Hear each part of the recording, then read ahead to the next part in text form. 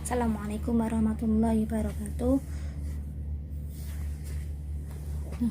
Untuk mengawali pembelajaran hari ini, mari kita dengan berdoa membaca surat Al-Fatihah, dan semoga bacaan doa Al-Fatihah, semoga pembelajaran ini berjalan dengan lancar dan kita mendapatkan ilmu yang bermanfaat dunia dan akhirat. Al-Fatihah.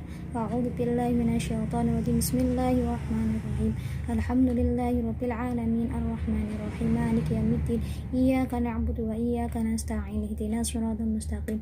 Shiratal ladzina an'amta 'alaihim ghairil maghdubi 'alaihim waladdallin. Rabbighfirli wa liwalidayya muslimin amin. Dan semoga bacaan Fatihah tadi kita mendapatkan ridho Allah dan dalam mencari ilmu. Amin amin ya rabbal alamin. Untuk materi pagi hari ini adalah prinsip-prinsip dalam syariah.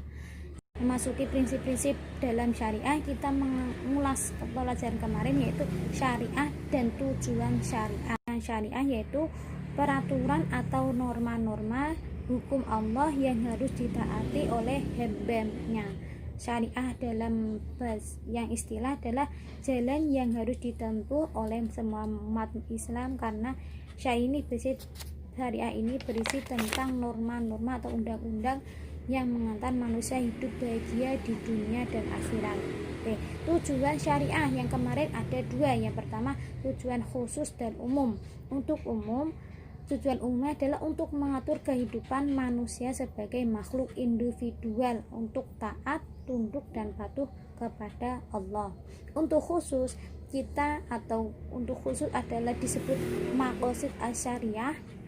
Yang pertama, tujuan syariah khusus yang seringkali disebut maqasid asyariah yang ada 5 dalam macam sebagai berikut. Yang pertama untuk memelihara agama, dan kedua memelihara jiwa, ketiga memelihara akal, nomor 4 memelihara keturunan, dan kelima memelihara harta.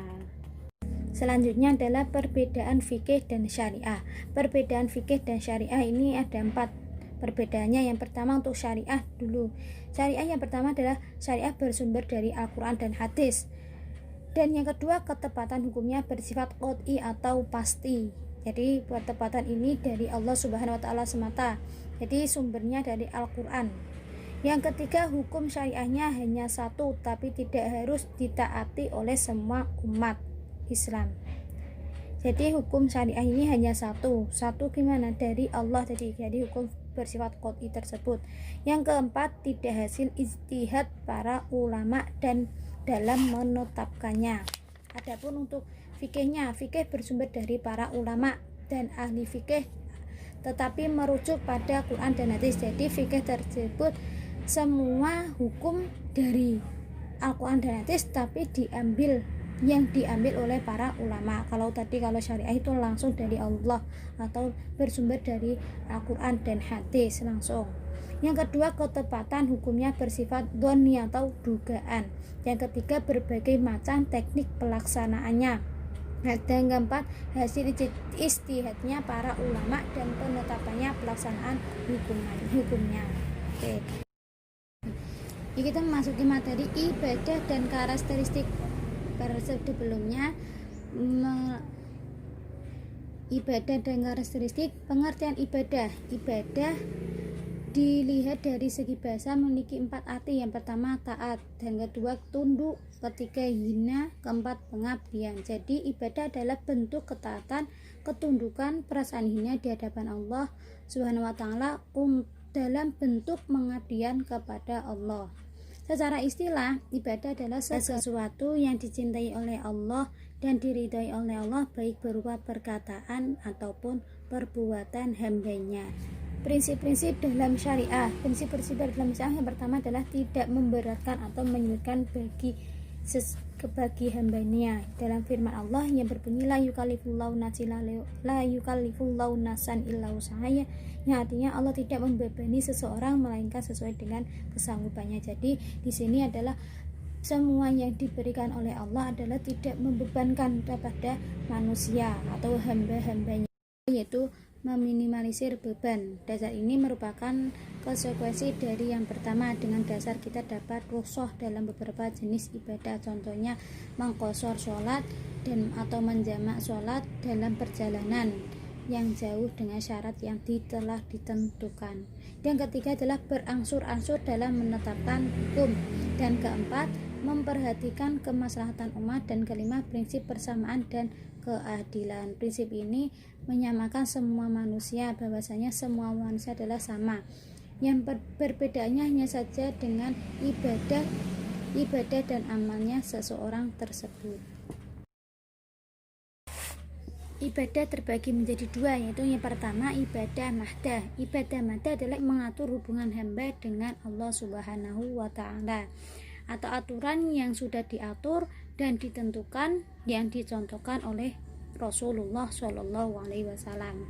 Dan ibadah ini tidak boleh dilakukan kecuali yang telah diperintahkan. Jadi ibadah mahdah adalah ibadah yang hubungannya dengan kepada Allah, atau ibadah yang diperintah oleh Allah Subhanahu wa Ta'ala. Contohnya melaksanakan rukun Islam yang pertama, sholat ataupun zakat. Jadi ibadah mahdah adalah ibadah antara hamba berhubungan dengan Allah Subhanahu wa Ta'ala yang sesuai dengan ajaran Rasulullah Shallallahu Alaihi Wasallam. Yang kedua adalah ibadah ghairu mahdah, atau ibadah secara bentuk hubungan antara manusia dengan manusia ataupun manusia dengan alam.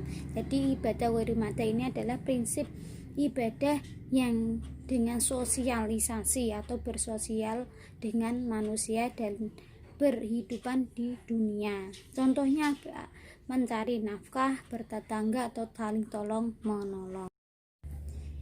Dasar-dasar tentang ibadah. Dalam dasar-dasar ini ditulis oleh dalam firman Allah yang berbunyi wa ma khalaqtul jinna wal insa illa liya'budun, yang artinya dan aku tidak menciptakan jin dan manusia melainkan supaya mereka mengabdi kepadaku atau beribadah kepadaku. Jadi dasar tentang ibadah ini adalah dalam surat Al-Zariyat ayat 56.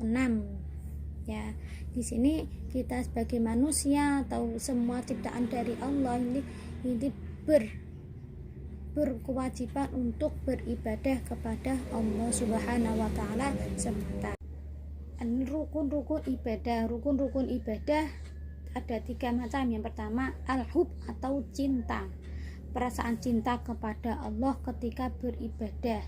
Nah, rasa cinta ini harus